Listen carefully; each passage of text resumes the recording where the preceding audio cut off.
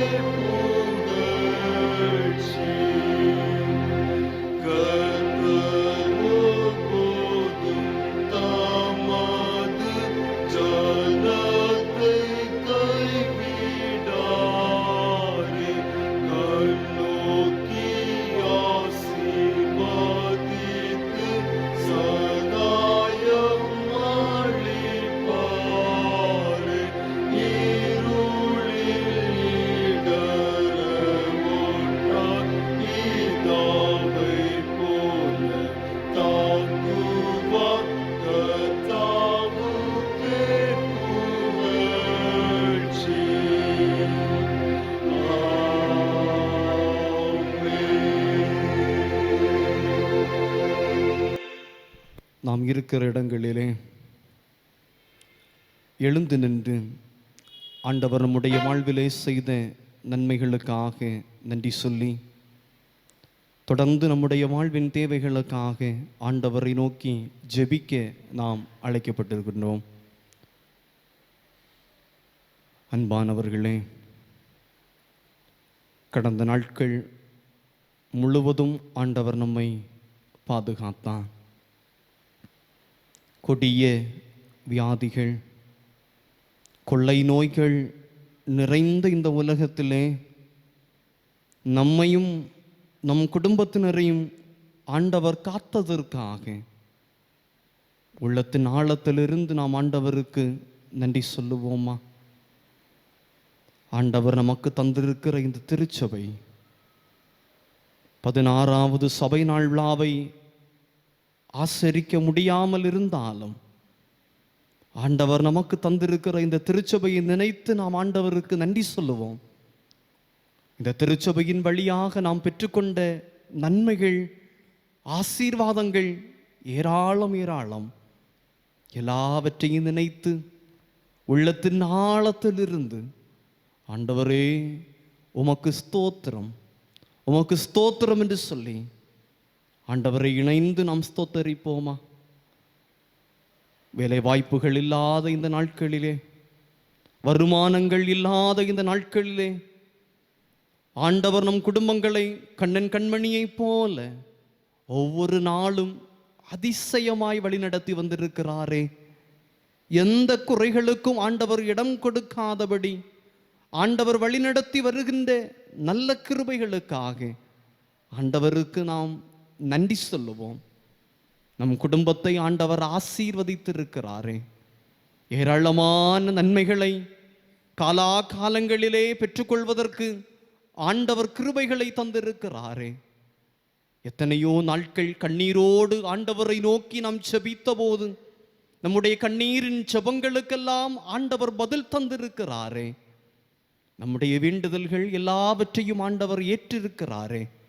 அதையெல்லாம் நினைத்து ஆண்டவருக்கு நாம் உள்ளத்தின் ஆழத்திலிருந்து ஆண்டவரே உமக்கு ஸ்தோத்திரம் ஸ்தோத்திரம் ஸ்தோத்திரம் என்று சொல்லி இணைந்து நாம் ஆண்டவருக்கு ஸ்தோத்திர பலிகளை ஏறெடுப்போமா?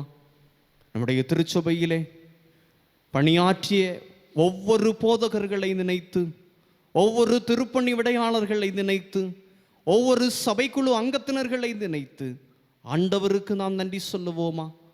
அவர்களின் வழியாக நம்முடைய திருச்சபை கண்ட பல வளர்ச்சி பணிகளை நினைத்து ஆண்டவருக்கு நாம் நன்றி சொல்லுவோமா?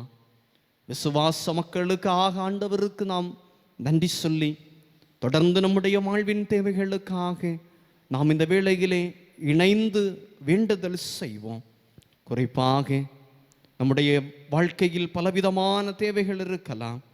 எல்லா தேவைகளையும் ஆண்டவரிடத்திலே சொல்லுவோம். ஆண்டவர் ஜீவனுள்ள ஆண்டவராயிருக்கிறான். ஆண்டவரை நோக்கி கூப்பிடுகிற போது நமக்கு பதில் தருகின்ற ஆண்டவராயிருக்கிறான்.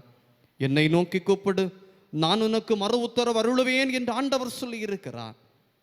அந்த வசனத்தை ஏற்றுக்கொண்டவர்களாக நாம் இணைந்து ஆண்டவரை நோக்கி வேண்டுதல் செய்வோம்.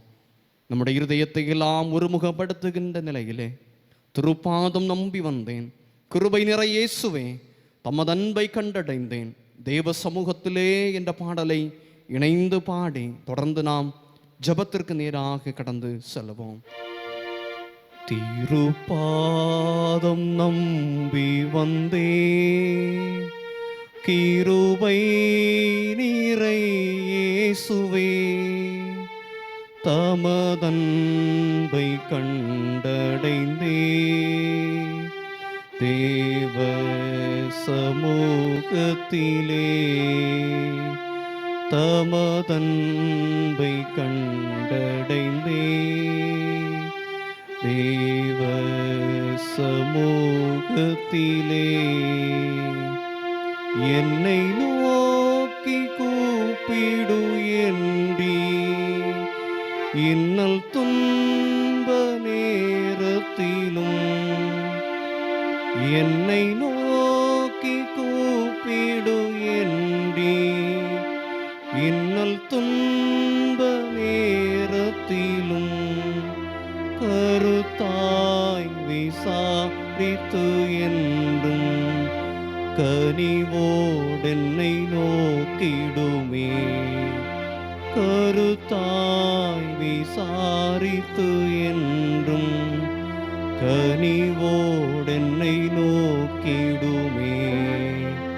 திருப்பாதம் நம்பி வந்தே, கிருபை நிறை இயேசுவே தமதன்பை கண்டடைந்தே, தேவ சமூகத்திலே தமதன்பை கண்டடைந்தே, தேவ சமூகத்திலே.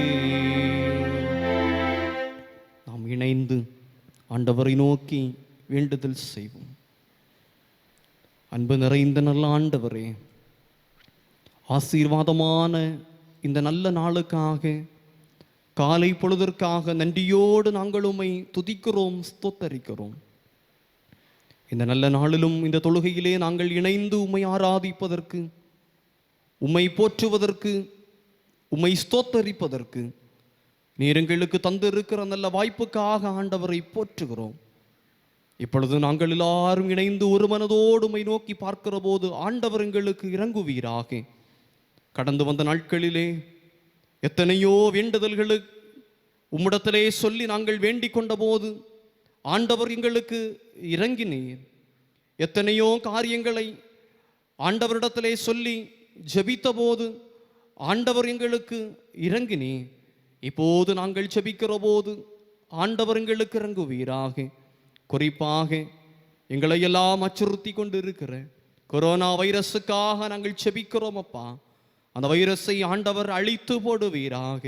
தொடர்ந்து நாங்கள் எல்லாரும் உம்மை நோக்கி செபிக்கிற போது ஆண்டவர் எங்களுக்கு இறங்குவீர் என்று நாங்கள் நம்புகின்றோம். அந்த விசுவாசத்தோடு நம்பிக்கையோடு உம்மை நோக்கி பார்க்கிற போது ஆண்டவர் எங்களுக்கு இறங்கும். நாங்கள் செய்த பாவங்களினாலே இப்படிப்பட்ட தண்டனைகளை நாங்கள் வருவித்துக் கொண்டோம் என்பதை நாங்கள் உணர்ந்திருக்கிறோம். எங்களுடைய தவறுகளை, எங்களுடைய பாவங்களை நாங்கள் உணர்ந்து உம்மிடம் திரும்புகின்றோம். எங்கள் பாவங்களை எங்களுக்கு மன்னித்து இப்படிப்பட்ட கொள்ளை நோய்களிலுமிருந்து எங்களை விடுவித்துக் கொள்ளுவீராக. இஸ்ரவேல் மக்கள் பாவம் செய்தபோது ஆண்டவர் அவர்களை தண்டித்து பாவத்தை விட்டு திரும்பின போதோ அவர்களுக்கு விடுதலை கொடுத்து, அவ்விதமாய் நாங்களும் இந்த வேளையிலே எங்களை உமக்காக அர்ப்பணம் செய்கிற போது ஆண்டவர் இந்த கொள்ளை நோய்களிலிருந்து எங்களை விடுவித்துக் கொள்ளுவீராக. இந்த கொள்ளை நோயினாலே பாதிக்கப்பட்டிருக்கிற ஒவ்வொரு மக்களுக்காக நாங்கள் செபிக்கிறோம்.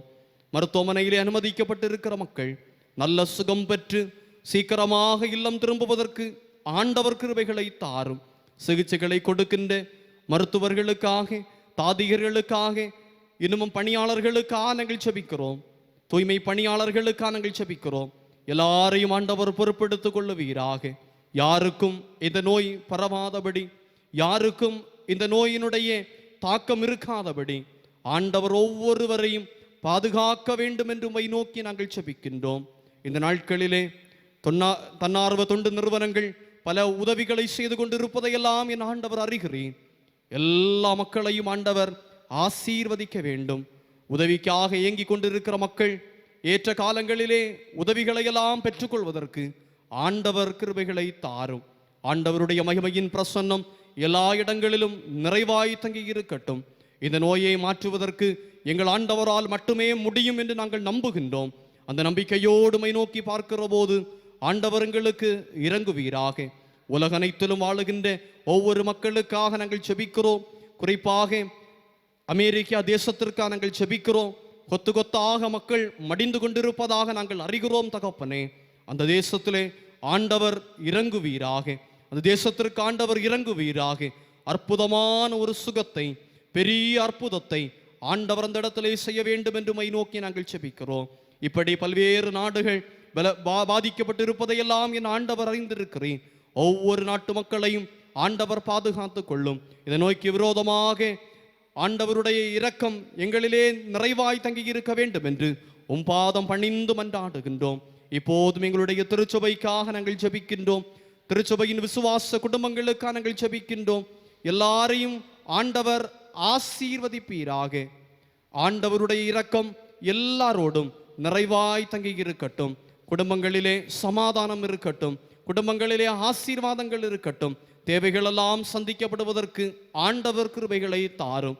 இந்த நாட்களிலே பணிகள் இல்லாத ஒரு சூழ்நிலை காணப்படுவதை என் ஆண்டவர் காண்கிறேன். பணிகள் இல்லாத சூழ்நிலையிலும் ஒவ்வொரு குடும்பங்களையும் ஆண்டவர் அதிசயமாய் வழிநடத்த வேண்டும் என்றும் பாதம் பணிந்து மன்றாடுகின்றோம். அன்பின் நல்ல கர்த்தாவே, இந்த நாட்களிலும் வேதனையோடு, பாரத்தோடு, கண்ணீரோடு இருக்கிறவர்கள் உண்டு. இந்த தொழுகையிலே இணைந்திருக்கிற ஒவ்வொரு மக்களையும் ஆண்டவர் ஆசீர்வதிப்பீராக. பலவீனத்தோடு இருக்கிற ஒவ்வொரு மக்களையும் ஆண்டவர் தொடுவீராக. மருத்துவமனைகளிலே, இல்லங்களிலே இருந்து சிகிச்சை பெற்று வருகின்ற ஒவ்வொரு மக்களுக்காக நாங்கள் ஜெபிக்கின்றோம். ஒவ்வொருவரையும் ஆண்டவர் ஆசீர்வதியும். ஆண்டவர் எனக்கு சுகம் தந்தார், ஆண்டவர் எனக்கு விடுதலை தந்தார் என்று சொல்லி உம்மையெல்லாம் உம்மையெல்லாரும் நாங்கள் துதிப்பதற்கு ஆண்டவர் எங்களுக்கு அருள் தாரும். ஆண்டவருடைய இரக்கத்தையும் ஆண்டவருடைய பிரசன்னத்தையும் தொடர்ந்து நாங்கள் கண்டுகொள்வதற்கு ஆண்டவர் கிருபைகளை தாரும். பல்வேறு விதமான காரியங்களை ஆண்டவரிடத்திலே சொல்லி வேண்டிக் கொண்டிருக்கிற ஒவ்வொரு மக்களுக்காக நாங்கள் ஜெபிக்கிறோம். ஆண்டவர் எங்களுக்கு இறங்குவீராக. எங்களுடைய பேராயத்திற்காக, அன்பு பேராயருக்காக, அதன் கீழ் செயல்பட்டு வருகின்ற எல்லா திருச்சபைகள், போதகர்கள், திருப்பணி விடையாளர்கள், கல்வி நிறுவனங்கள், மருத்துவமனைகள், பணியாளர்கள் ஒவ்வொருவருக்காக நாங்கள் ஜெபிக்கிறோம்.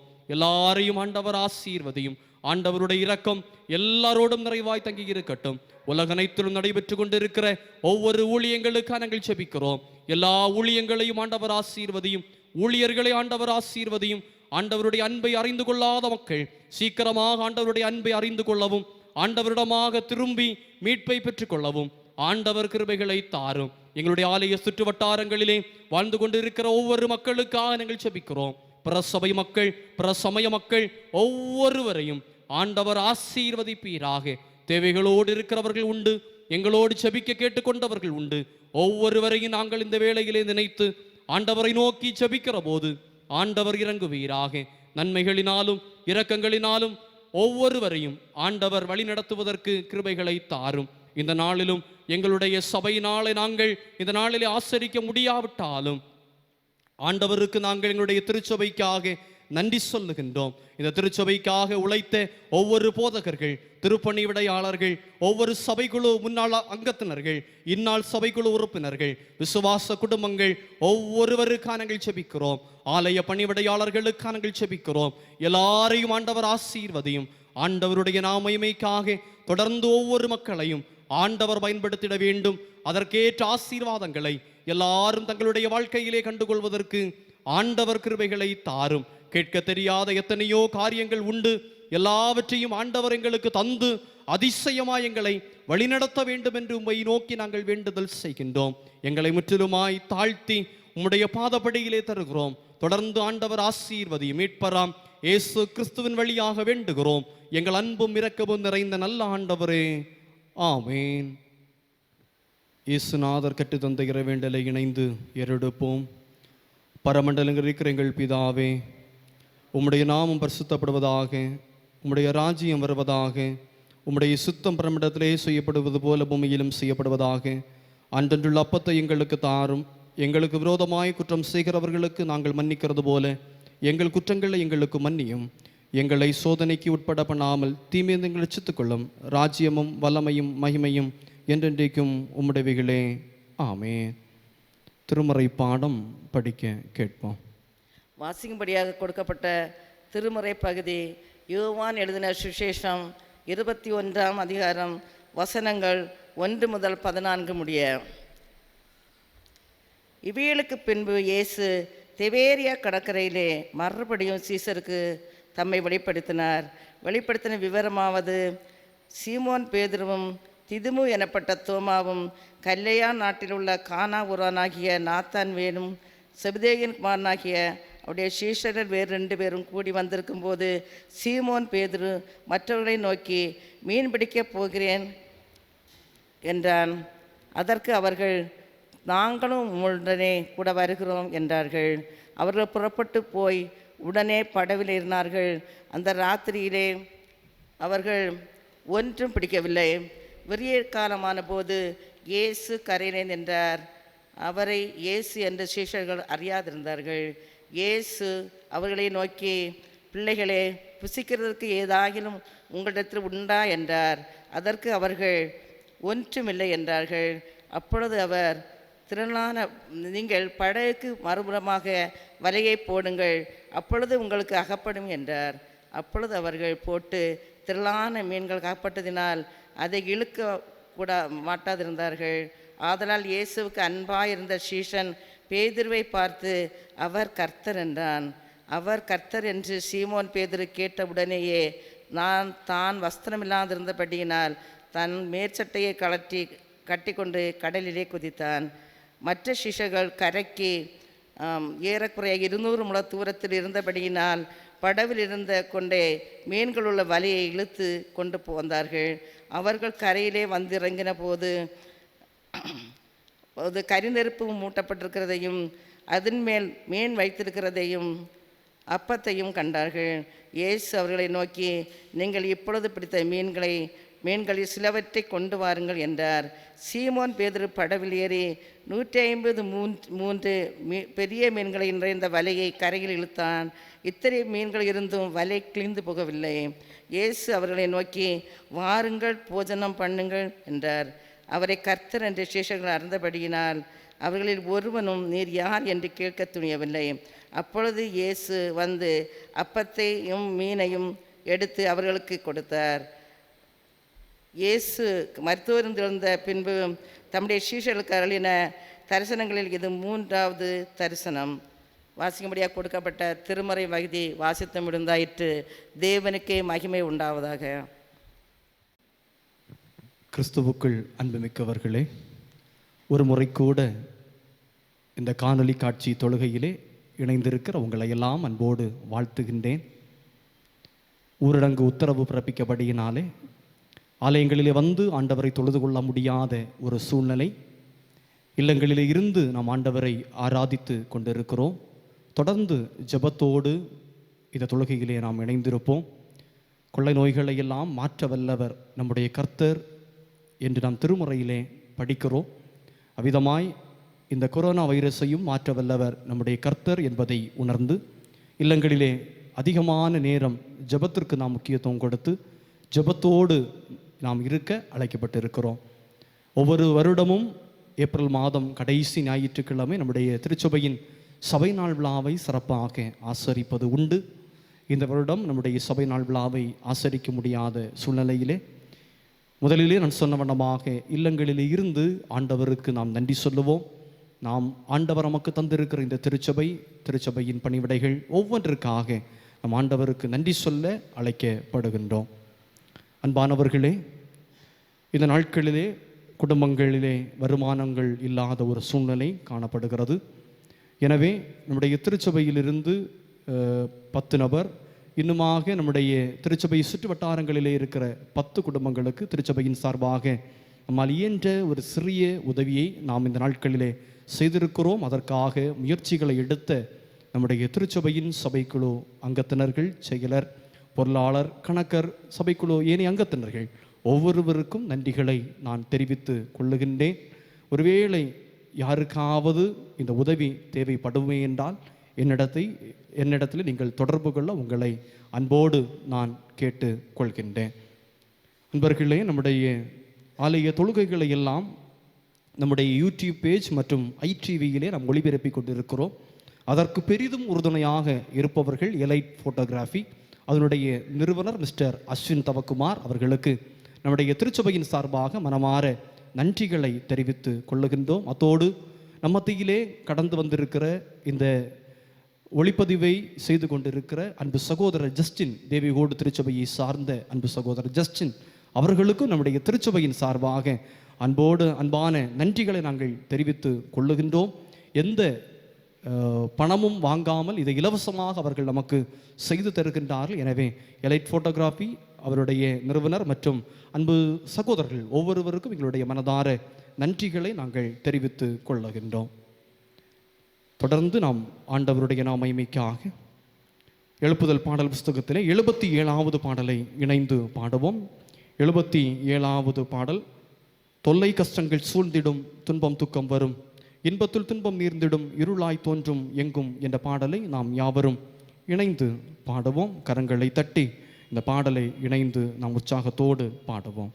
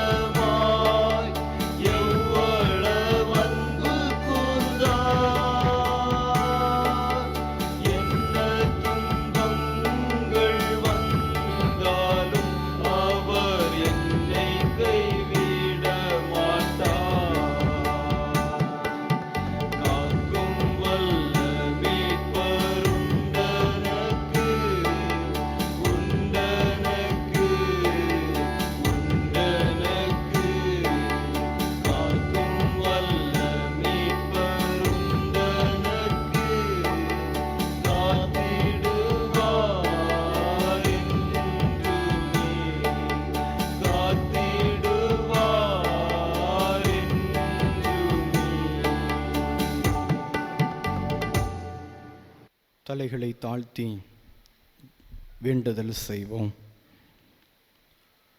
வார்த்தை என்னும் மன்னாவை தந்து எங்களை ஆசீர்வதிக்கிற நல்ல ஆண்டவரே, இந்த பரிசுத்த ஓய்வு நாளுக்காக ஆண்டவருக்கு நன்றி சொல்லுகின்றோம்.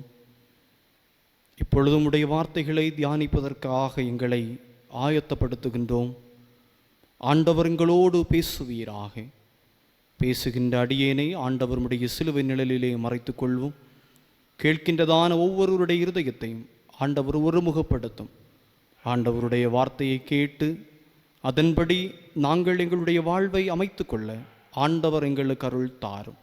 மீட்பராம் இயேசு கிறிஸ்துவின் வழியாக வேண்டுகிறோம் எங்கள் அன்பும் இரக்கமும் நிறைந்த நல்ல ஆண்டவரே, ஆமேன். கிறிஸ்துவுக்குள் அன்புமிக்கவர்களே, ஒரு முறை கூட காணொலி காட்சியின் வழியாக இல்லங்களிலே இருந்து இந்த ஆராதனையிலே இணைந்திருக்கிற உங்கள் அனைவரையும் அன்போடு நான் வாழ்த்துகின்றேன். உங்கள் அனைவருக்கும் காலை வணக்கத்தை தெரிவித்து கொள்ளுகின்றேன். இந்த நல்ல நாளிலும் கூட தென்னிந்திய திருச்சபையாக சிந்திப்பதற்காக நமக்கு கொடுக்கப்பட்டிருக்கிற தலையங்கம் கிறிஸ்துவின் விருந்தோம்பலுக்கு அழைப்பு. கிறிஸ்துவின் விருந்தோம்பலுக்கு அழைப்பு. அதற்கு ஆதாரமாக கொடுக்கப்பட்ட திருமறை பகுதிகள் ஆதியாகமம் 18ஆம் அதிகாரம் 1 முதல் 10 முடிய வசனங்கள், எபிரேயர் 13ஆம் அதிகாரம் 1 முதல் 8 முடிய வசனங்கள், நற்செய்தி பாடமாக நாம் வாசிக்க கேட்ட யோவான் 21ஆம் அதிகாரம் 1 முதல் 14 முடிய வசனங்கள்.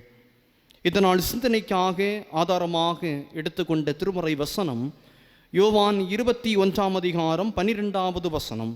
இயேசு அவர்களை நோக்கி, வாருங்கள், போஜனம் பண்ணுங்கள். திருவிவிலியத்தில் இவ்வாறாக சொல்லப்பட்டிருக்கிறது, இயேசு அவர்களிடம் உணவருந்த வாருங்கள் என்றார். வாருங்கள், வந்து போஜனம் பண்ணுங்கள். இயேசு அவர்களிடம் உணவருந்த வாருங்கள் என்றார். விருந்தோம்பலை உபசரிப்பு என்ற ஒரு வார்த்தையிலால் நாம் சொல்லுவது உண்டு. உபசரித்தல் தமிழர்களுடைய தனி பண்பு என்பதை நாம் எல்லோரும் அறிந்திருக்கின்றோம். வீட்டிற்கு வந்தவர்களை உபசரித்து நலம் விசாரித்து சாப்பிட்டு செல்ல வேண்டும் என்று வலியுறுத்துவது நம்முடைய பண்பாக இருந்திருக்கிறது. எனவேதான் தமிழக அல்லது தமிழ் இனத்தை குறித்து சொல்லுகின்ற போது வந்தாரை வாழ வைக்கும் தமிழகம் என்று சொல்லுவதை நாம் கேட்டிருப்போம். கடந்த 2019ஆம் ஆண்டு அக்டோபர் மாதம் 11 மற்றும் 12வது தினங்களிலே சீன நாட்டின் அதிபர் ஜி ஜின்பிங் அவர்கள் நம்முடைய இந்திய திருநாட்டிலே கடந்து வந்தபோது, அதிலும் குறிப்பாக தமிழகத்திலே மாமல்லாபுரம் என்கின்ற அழைக்கப்படுகின்ற சுற்றுலா தலத்திற்கு வந்தபோது அவரை வரவேற்ற நம்முடைய இந்திய நாட்டின் பிரதமர் அவர்கள் நம்முடைய தமிழக பாரம்பரிய உணவு வகைகளை அவர்களுக்கு கொடுத்து அவர்களை உபசரித்தார்கள் என்று பத்திரிகையிலே தொலைக்காட்சியிலே செய்திகள் வந்தது. இப்படி உபசரிப்புக்கு அல்லது விருந்தோம்பலுக்கு அதிக முக்கியத்துவத்தை கொடுப்பதிலே நாம் சிறந்து விளங்குகிறோம் என்றால் அதை மறுப்பதற்கு இல்லை. திருமறையும் விருந்தோம்பலை ஒரு அறச்செயலாகவே தான் பார்க்கிறது. அண்டி வந்தவரையும் அந்நியரையும் உபசரிப்பது இஸ்ரவேலர் மத்தியிலே எழுதப்படாத ஒரு சட்டமாக இருந்து வந்துள்ளது என்பது திருமறையினூடாக நாம் அறிந்து கொள்ளுகின்றோம். ஆபிரகாம், லோத், பெத்துவேல் இவர்களுடைய வாழ்விலே நடந்த சம்பவங்களை எல்லாம் சிந்தித்து பார்க்கிற போது இவர்கள் விருந்தோம்பலிலே சிறந்து விளங்கினார்கள் என்பதை நம்மால் புரிந்து கொள்ள முடிகிறது. இயேசுநாதரும் விருந்தோம்பல் அல்லது உபசரிப்பதலை குறித்து தன்னுடைய போதனைகளிலே அதிக முக்கியத்துவத்தை கொடுத்திருக்கிறார். லூக்கா 14ஆம் அதிகாரம் 13வது வசனத்தை வாசிக்கின்ற போது, நீ விருந்து பண்ணும்போது ஏழைகளையும் ஊனரையும் சப்பானிகளையும் குருடரையும் அழைப்பாயாக என்று இயேசுநாதர் நமக்கு கற்றுத்தருகின்றார். நீ விருந்து பண்ணும்போது ஏழைகளையும் ஊனரையும் சப்பானிகளையும் குருடரையும் அழைப்பாயாக என்று இயேசு நமக்கு கற்றுத்தருகின்றார். இவ்வளவு சிறப்புமிக்க இந்த விருந்தோம்பல் அல்லது உபசரிப்பு இந்த நாட்களிலே குறைந்து வருகிறது என்று தான் சொல்ல வேண்டும். அதற்கு ஒரு காரணம் மனித நேயமும் நம் மத்தியிலே இன்று குறைந்து கொண்டிருப்பதை ஒவ்வொரு நாளும் நாம் கண்கூடாக கண்டு வருகின்றோம். கடந்த வாரத்திலே கூட கொரோனாவால் பாதிக்கப்பட்டு தன்னுடைய உயிரை இழந்த மருத்துவர் சைமன் அவருடைய உடலை அடக்கம் பண்ண முடியாத ஒரு சூழ்நிலை, மக்கள் எல்லாரும் அவருடைய உடலை அடக்கம் பண்ணுவதற்கு எதிர்ப்பு தெரிவித்ததையெல்லாம் நாம் பத்திரிகையிலே தொலைக்காட்சியிலே பார்த்தோம். மனிதநேயம் நாளுக்கு நாள் குறைந்து கொண்டே இருக்கிறது. மனிதநேயம் குறைந்து போகிற போது விருந்தோம்பல் பண்பு, உபசரிக்கின்ற பண்பு நம்மிலே குறைந்து போகிறது. எனவே இந்த நாளில் திருமறை விருந்தோம்பலுக்கு உதாரணமாக சொல்லுகின்ற 2 நிகழ்வுகளை மட்டும் 2 தலைப்பின் கீழ் நாம் சிந்திக்க அழைக்கப்படுகின்றோம். ஒன்று, உபசரித்து ஆசீர்வாதம் பெற்ற ஆபிரகாம். உபசரித்து ஆசீர்வாதம் பெற்ற ஆபிரகாம். 2, உணவளித்து ஆசீர்வாதம் கொடுத்த ஆண்டவர். ஒன்று, உபசரித்து ஆசீர்வாதம் பெற்ற ஆபிரகாம். 2, உணவளித்து ஆசீர்வதித்த ஆண்டவர். முதலாவது, உபசரித்து ஆசீர்வாதம் பெற்ற ஆபிரகாம்.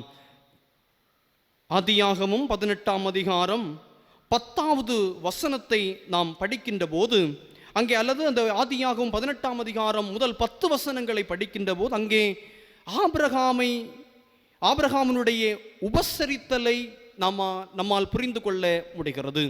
நம்முடைய இல்லங்களிலே ஒரு விருந்தாளி வருகிற போது அவர்களை எப்படி நாம் உபசரிக்கிறோமோ அப்படியே இங்கே ஆபிரகாம் தன்னிடம் வந்த 3 புருஷர்களை அங்கே உபசரிக்கின்றதை நம்மால் தெளிவாக புரிந்து கொள்ள முடிகிறது. முதலாவது, கர்த்தர் அங்கே ஆபிரகாமுக்கு தரிசனமாகி அங்கே 3 பேர் நிற்கிறதை ஆபிரகாம் கண்டு கொள்ளுகின்றான். 3 பேர் நிற்கிறதை கண்ட ஆபிரகாம் அவர்களை உபசரித்து அழைத்து கொண்டு வருகிறார். அவர்கள் சாப்பிடுவதற்கு உணவு கொடுக்கிறார். அல்லது அந்த தன்னுடைய மனைவியிடத்திலே உணவு சமைக்க அங்கே கட்டளையிடுகின்றார், உணவு கொடுக்கின்றார். இவைகளையெல்லாம் சாராள் தன்னுடைய இல்லத்திலே அல்லது ஜன்னல் வழியாக அவர்கள் செல்லுகின்ற நேரம் வரையிலே இதெல்லாம் கவனித்து கொண்டிருந்தாள் என்று அந்த 18ஆம் அதிகாரம் முதல் 10 வசனங்களை வாசிக்கின்ற போது நம்மால் புரிந்து கொள்ள முடிகிறது. இதெல்லாம் ஒரு குடும்பத்திலே ஒரு விருந்தினர்கள் வந்தால் நாம் என்ன செய்வோமோ அதைத்தான் இங்கே ஆபிரகாம் செய்வதை நாம் பார்க்க முடிகிறது. இந்த ஆபிரகாம் இவர்களை உபசரித்தபடியினாலே ஆதியாகமம் 18ஆம் அதிகாரம் 10வது வசனத்திலே சொல்லப்பட்டிருக்கிறபடி அவர்கள் ஆசீர்வதிக்கப்பட்டார்கள். யாராலும் நம்ப முடியாத ஒரு ஆசீர்வாதத்தை இங்கே ஆபிரகாமும் சாராளும் பெற்றுக்கொண்டார்கள் என்பதை நம்மால் இந்த திருமறையின் வசனத்தின் வழியாக புரிந்து கொள்ள முடிகிறது. வயது முதிர்ந்த நேரத்திலும் கூட அவர்கள் ஒரு குமாரனை பெற்றெடுக்கின்ற ஒரு பாக்கியத்தை ஆண்டவரால் அவர்கள் பெற்றுக்கொண்டார்கள். காரணம், அவர்களில் இருந்த அந்த உபசரிப்பின் குணம்.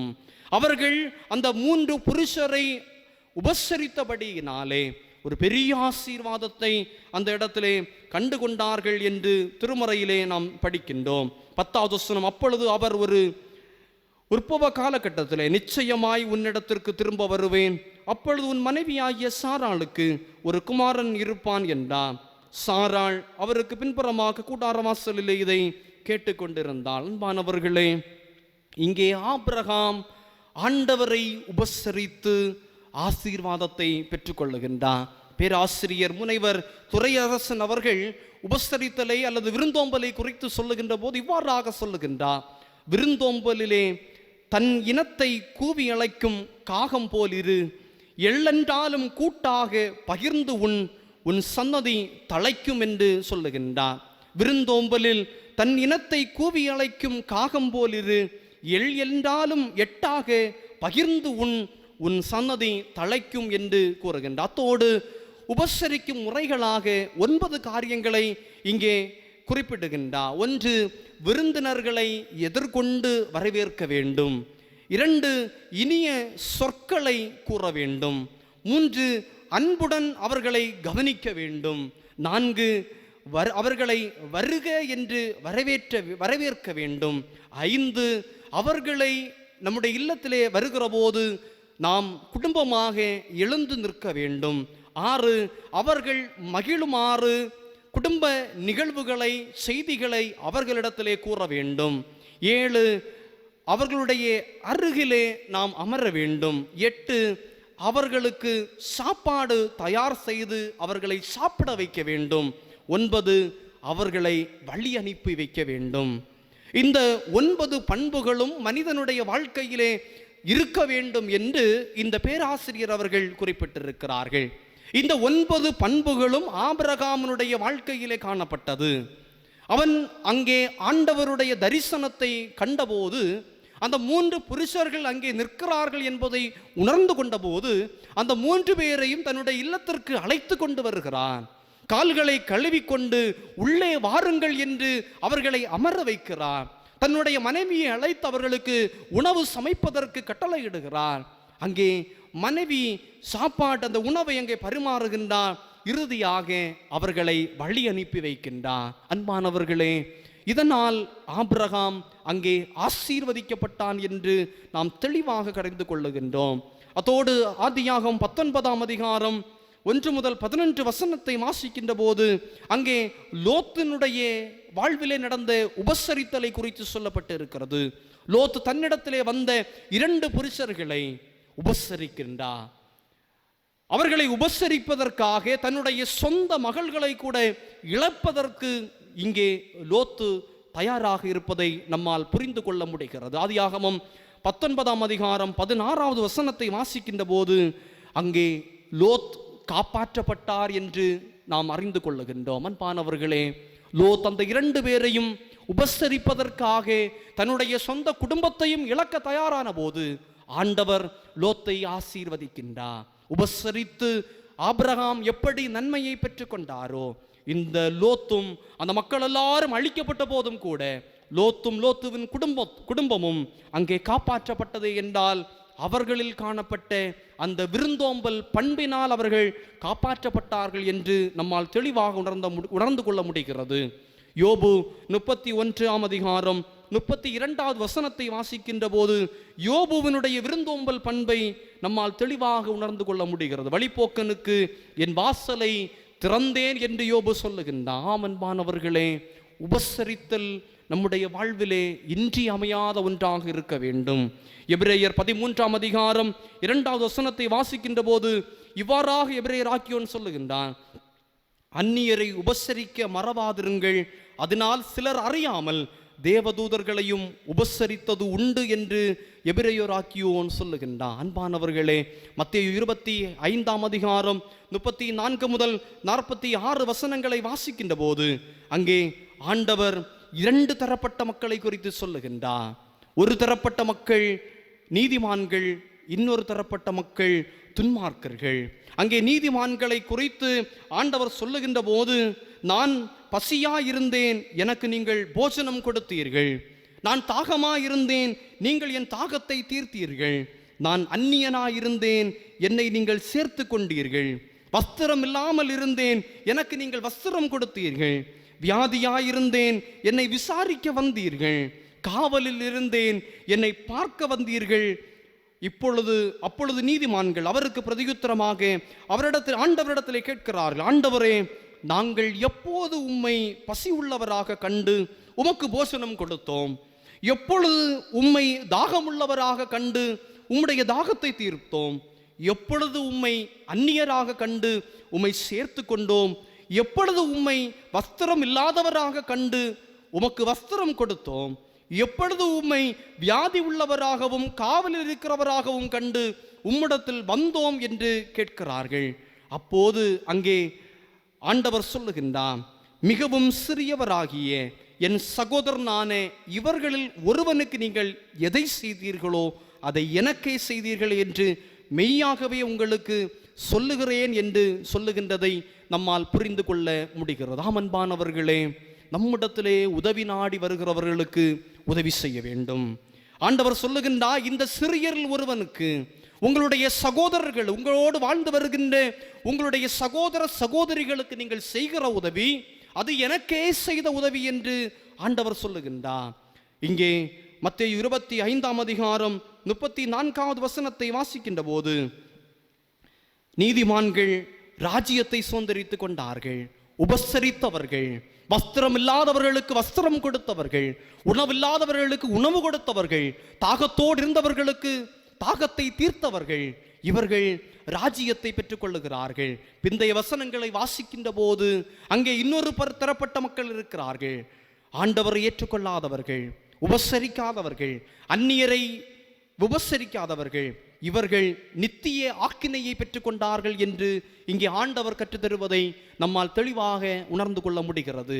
அப்படி என்றால் உபசரித்தால் நன்மை உண்டு என்பதை நாம் புரிந்து நடக்க அழைக்கப்படுகின்றோம். இந்த நாட்களிலே அநேக மக்கள் தேவைகளோடு இருக்கிறார்கள், உதவிக்காக இயங்கிக் கொண்டிருக்கிறார்கள். நம்முடைய தனிப்பட்ட வாழ்விலே நாம் அவர்களுக்கு உதவி செய்ய அழைக்கப்பட்டிருக்கிறோம். இந்த நாட்களிலே நம்முடைய திருச்சபையின் மூலமாக ஒரு சிலருக்கு ஒரு சிறிய உதவியை நாம் செய்ய நம்மால் இயன்றது என்றால் ஆண்டவரை நாம் துதிக்க அழைக்கப்பட்டிருக்கிறோம். அன்பானவர்களே, நம் திருச்சபையாக செய்வது மட்டுமல்ல, தொண்டு நிறுவனங்களாக மக்களுக்கு உதவுவதல்ல, தனிப்பட்ட வாழ்க்கையிலே அவர்களை நாம் உபசரிக்க அழைக்கப்படுகின்றோம். இரண்டாவதாக, உணவளித்து ஆசீர்வதித்த ஆண்டவர். உணவளித்து ஆசீர்வதித்த ஆண்டவர். யோவான் 21 12வது வசனம். யோவான் 21:12. இயேசு அவர்களை நோக்கி, வாருங்கள் போஜனம் பண்ணுங்கள் என்றார். உயிர்த்தெழுந்த ஆண்டவர் 3வது முறையாக சீடர்களுக்கு அங்கே தரிசனத்தை கொடுக்கின்றார். சீடர்களெல்லாம் மீன் பிடிப்பதற்கு ஆயத்தப்பட்டு கொண்டிருக்கிறார்கள். இரவு முழுவதும் மீன் பிடித்து அவர்களுக்கு ஒன்றும் கிடைக்காத ஒரு சூழ்நிலையிலே ஆண்டவர் அவர்களிடத்திலே சொல்லுகின்றார், நீங்கள் வலையை வலப்பக்கமாக போடுங்கள். ஆண்டவருடைய ஆலோசனையின்படி சீஷர்கள் செயல்பட்ட போது அங்கே மிகுதியான மீன்களை பிடித்தார்கள். கரையிலே அவர்கள் வந்தபோது ஆண்டவர் அவர்களுக்கு உணவு கொடுத்தார் என்று நம்மால் புரிந்து கொள்ள முடிகிறது. ஒன்றும் இல்லாமல் இருந்தவர்கள் வலை நிறைய மீன் அங்கே பெற்றுக்கொள்ளுகின்றார்கள். பசிக்கு உணவையும் அங்கே பெற்றுக்கொள்ளுகின்றார்கள். இங்கிலாந்திலே ஒரு பழமொழி இவ்வாறாக சொல்லப்படுகிறது, மலர்ந்த முகம் சாதாரண விருந்தையே அறுசுவை உணவாக்கிவிடும். மலர்ந்த முகம் சாதாரண விருந்தையே அறுசுவை உணவாக்கிவிடும். இயேசுநாதரும் இங்கே சீஷர்களுக்கு மலர்ந்த முகத்தோடு உணவு கொடுக்கின்றார். அங்கே மலர்ந்த முகத்தோடு சீஷர்களுக்கு உணவு கொடுக்கின்றதை நம்மால் தெளிவாக உணர்ந்து கொள்ள முடிகின்றது. மத்தேயு 14 19வது வசனத்தை வாசிக்கின்ற போது 5 அப்பம் மற்றும் 2 மீன்களை கொண்டு இயேசுநாதர் 5000 பேருக்கு உணவளித்தார் என்று திருமறையிலே சொல்லப்பட்டிருக்கிறது. மத்தேயு 15 32 முதல் 39 வசனங்களை வாசிக்கின்ற போது 7 அப்பம் இன்னும் சில மீன்களை வைத்துக் கொண்டு 4000 பேருக்கு ஆண்டவர் உணவளித்தார் என்று சொல்லப்பட்டிருக்கிறது. மத்தேயு 15 32 வசனத்தை வாசிக்கின்ற போது அங்கே ஜனங்கள் பசியோடு இருந்தார்கள் என்றும், ஆண்டவர் ஜனங்களை கண்டு அவர்களுடைய பசியை கண்டு அவர்களுக்காக பரிதபித்தார் என்றும், எனவே அந்த இடத்திலே ஒரு பெரிய அற்புதத்தை ஆண்டவர் செய்து அவர்களுக்கு உணவு கொடுத்தார் என்றும் அந்த பகுதியை வாசிக்கின்ற போது நம்மால் தெளிவாக உணர்ந்து கொள்ள முடிகிறது. அன்பானவர்களே, ஒருவேளை இந்த நாட்களிலே நம் தேவைகளோடு இருக்கிறோமே என்றால் நமக்காக பரிதபிக்கின்றவர் நம்முடைய ஆண்டவர், நம்முடைய தேவைகளை அறிந்திருக்கிறவர் நம்முடைய ஆண்டவர், உணவு தந்து நம்மை ஆசீர்வதிக்கின்றவர் நம்முடைய ஆண்டவர். எனவே அதை உணர்ந்தவர்களாய் தொடர்ந்து நாம் ஆண்டவரோடு ஜெபத்திலே தரித்திருக்க அழைக்கப்பட்டிருக்கின்றோம். எபிரேயர் 13 1வது வசனத்தில் இவ்வாறாக சொல்லப்பட்டிருக்கிறது, சகோதர சிநேகம் நிலைத்திருக்க கடவது. நம்முடன் வாழ்ந்து கொண்டிருக்கிற சகோதர சகோதரிகளிடத்திலே அன்புடையவர்களாய் நாம் வாழ வேண்டும், அவர்களை உபசரிக்கின்றவர்களாய் நாம் வாழ வேண்டும். நம்முடைய இல்லங்களிலே அவர்கள் கடந்து வருகின்ற போது அவர்களை ஏற்றுக்கொள்ளுகிறவர்களாக நாம் இருக்க வேண்டும். அன்பானவர்களே, நாம் இன்று எப்படி இருக்கிறோம் என்பதை சிந்தித்து பார்க்க அழைக்கப்படுகின்றோம். எத்தனை பேரை இந்த கொரோனா நாட்களிலே நாம் உபசரித்து இருக்கின்றோம், எத்தனை பேருக்கு நம்மால் இயன்ற உதவிகளை நாம் செய்திருக்கின்றோம். ஆண்டவர் நம்மிடத்திலே இந்த கேள்வியை கேட்கிறார், உபசரித்தால் நன்மையை பெறுவீர்கள் என்று திருமறை நமக்கு கற்றுத்தருகிறது. ஆபிரகாம் உபசரித்து நன்மையை பெற்றுக்கொண்டார், லோத்து உபசரித்து நன்மையை பெற்றுக்கொண்டார். எனவே நாமும் உபசரித்து அந்நியரை ஏற்றுக்கொள்ளுகிற போது ஆண்டவர் நம்மை ஆசீர்வதிப்பார். ஆண்டவர் நமக்காக பரிதபிக்கிற ஆண்டவர் உணவு தந்து நம்மை ஆசீர்வதிப்பார். போர்ச்சுகல் நாட்டின் புகழ்பெற்ற கால்பந்து வீரர், அனைவருக்கும் தெரிந்திருக்கும். கிறிஸ்டியானோ ரொனால்டோவை குறித்து நாம் எல்லோரும் அறிந்திருப்போம். கிரீஸ் நாட்டிற்கு சுற்றுலா சென்ற போது அவர் ஒரு பெரிய 5 ஸ்டார் ஹோட்டலிலே தங்கி இருந்தார். அந்த ஹோட்டலிலே இருந்து புறப்படுகின்ற போது அவருக்கு சேவை செய்த அந்த ஊழியரை அழைத்து அந்த ஊழியருக்கு ஒரு டிப்ஸ் ஒன்றை கொடுத்தார். அதாவது 17,850 யூரோ அங்கே பணத்தை அந்த ஊழியருக்கு கொடுத்து விட்டு சென்றாராம். குறிப்பாக இந்திய மதிப்பிலே சுமார் 16 லட்சம் ரூபாய் அந்த ஹோட்டல் ஊழியருக்கு டிப்ஸாக இந்த கால்பந்து வீரர் கொடுக்கிறார். அவர் அங்கே கூடி நின்றவர்கள் எல்லாம் அதிர்ச்சி அடைந்தார், மெய் சிலிர்த்து போனார்கள்.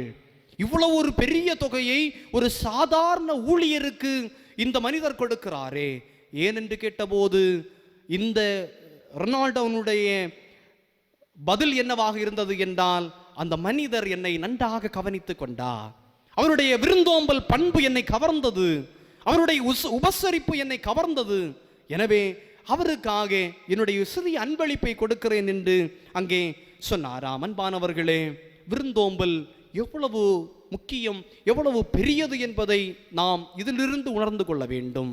நம்மை தேடி நாடி வருகிறவர்களுக்கு நம்மால் இயன்ற உதவிகளை நாம் செய்ய அழைக்கப்படுகின்றோம்.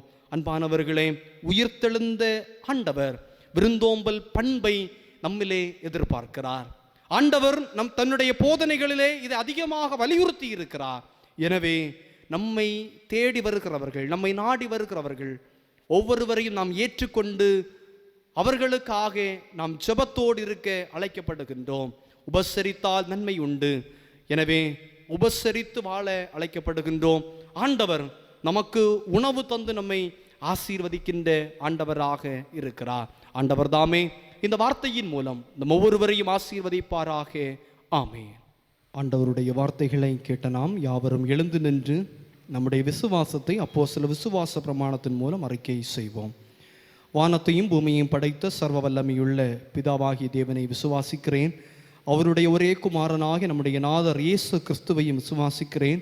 அவர் பரிசுத்த ஆவியினாலே கன்னி மரியாதை பவித்து பிறந்தார். பொந்து பிலாத்துவின் காலத்தில் பாடுபட்டு சிலுவையில் அறையுண்டு மரித்து அடக்கம் பண்ணப்பட்டு பாதாளத்தில் இறங்கினார். 3ஆம் நாள் மரித்தோடு எழுந்தருளினார். பரலோகத்துக்கு எழுந்தருளி சர்வ வல்லமையுள்ள கடவுளுடைய வலது பார்சலை வீற்றிருக்கிறார். அவ்விடத்திலிருந்து உயிருள்ளோரையும் மரித்தோரையும் நியாயம் தீர்க்க வருவார்.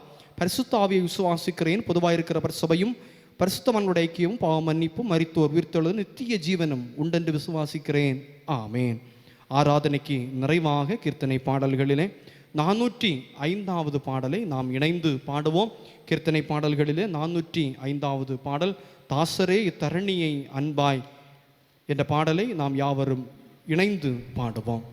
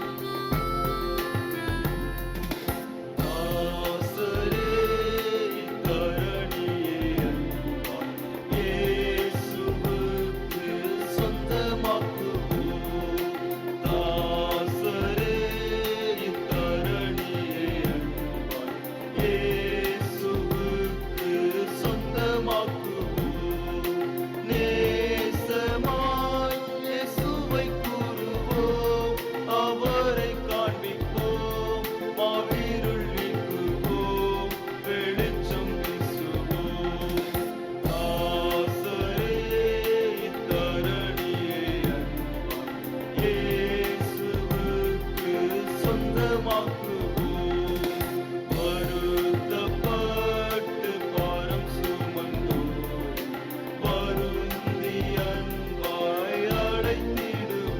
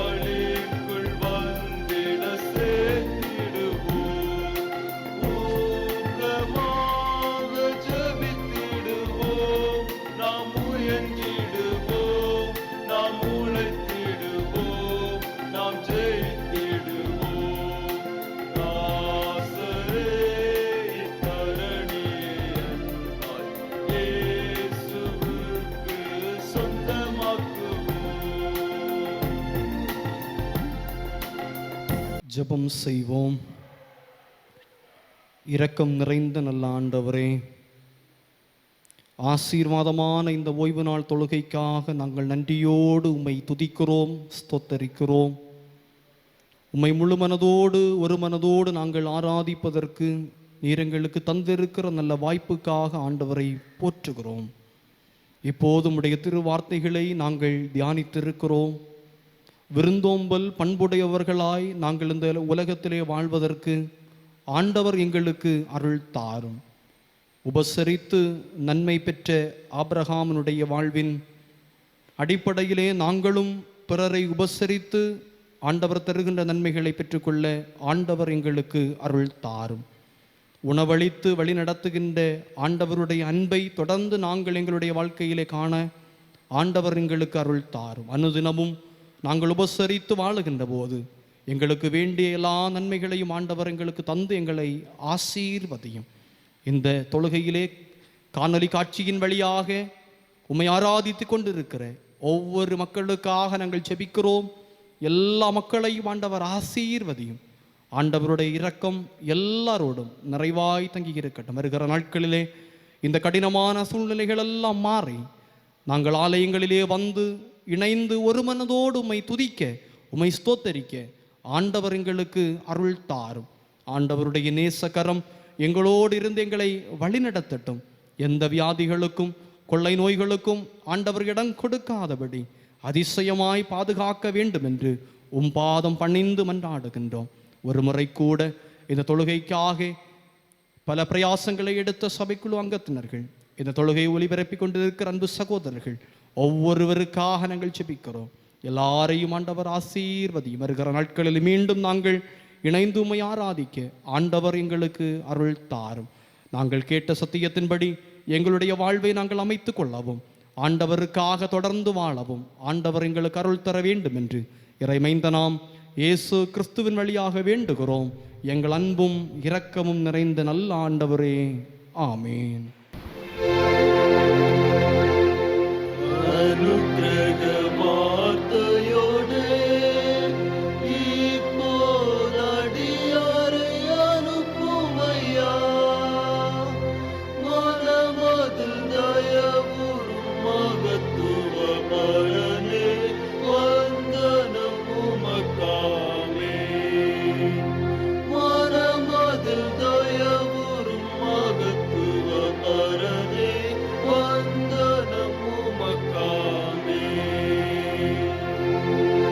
ஆசீர்வாதம் ஆண்டவர் இரட்சகருமாயிருக்கிற இயேசு கிறிஸ்துவின் கிருபையும் தந்தையாம் கடவுளுடைய அன்பும் பரிசுத்தாவியரின் வழிநடத்துதலும் இரக்கமும் ஐக்கியமும் நம் அனைவரோடும் இன்றும் என்றும் சதா காலங்களிலும் நிறைவாய் தங்கியிருப்பதாக.